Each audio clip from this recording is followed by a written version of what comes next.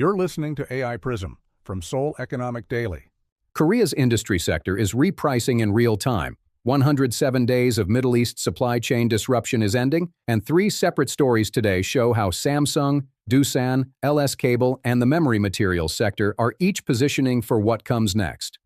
It's Tuesday, June 16th. Let's take a look at a key development in Korea's industry sector. The U.S.-Iran ceasefire agreement ended a conflict that had pushed the Shanghai Container Freight Index from 1,500 in early March to over 2,700 by June. WTI crude fell 4.6% to roughly $80 per barrel on June 15th following ceasefire confirmation. Energy infrastructure restoration and supply chain normalization are expected to take 60 to 90 days before full throughput resumes. Here's what the numbers show. Samsung Electronics is convening its biannual Global Strategy Conference June 16th through 18th, with the DX division covering mobile, display, and home appliances on the first 2 days, followed by a full company session. The company has already redeployed over 120 overseas-based Korean staff from conflict avoidance status back to Middle East postings. Samsung holds the #1 position in Middle East smartphone market share and is accelerating second-half product launches including the Galaxy Z Fold 8.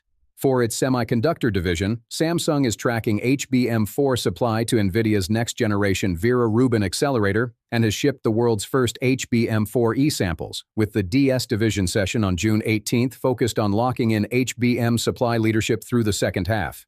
Doosan Enerbility won an EPC contract worth approximately 530 billion won, roughly $378 million to build an 870-megawatt gas combined cycle power plant in the Doosan Special Economic Zone in Oman. The contract was awarded by a consortium including Korea Western Power, Qatar's Nibras Power, UAE's EUDC, and Oman's Bahwan Infrastructure Services. Doosan will manufacture and supply the steam turbines and generators directly. Completion is targeted for 2029. LS Cable won the second phase of the East Coast to Capital Region HVDC transmission project from Korea Electric Power Corporation.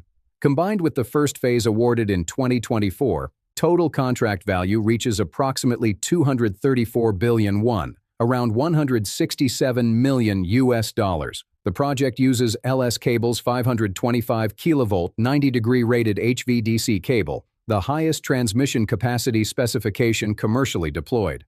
LS Cable has also secured a contract worth approximately 3 trillion won, roughly $2.1 billion, within a 7 trillion won Tennet grid project in Germany.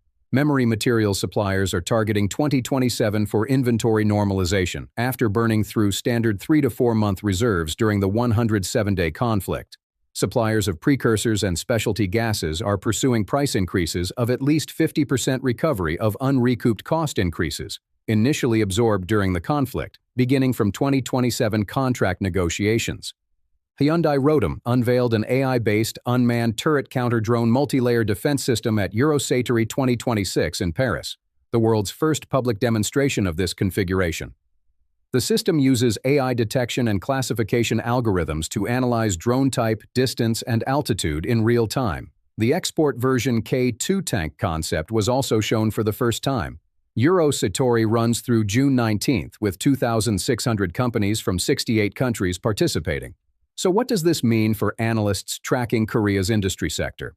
Korea's industrial positioning coming out of the ceasefire is not uniform. Samsung and the memory supply chain benefit from both geopolitical normalization and the AI supercycle, while energy and power infrastructure plays like Doosan and LS Cable are winning contracts precisely because electrification demand is now structural and independent of oil price direction. The materials pricing dynamic is the supply chain signal to watch. If memory materials suppliers recover 50% or more of unrecouped war period costs in 2027 contracts, operating margins at Samsung and SK Hynix face a measurable input cost headwind even as revenue holds.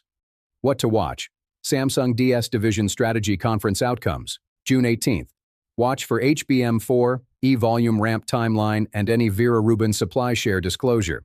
LS Cable Tennet project delivery milestones. The German contract is the company's single largest international reference, and its execution sets the template for future European HVDC bids.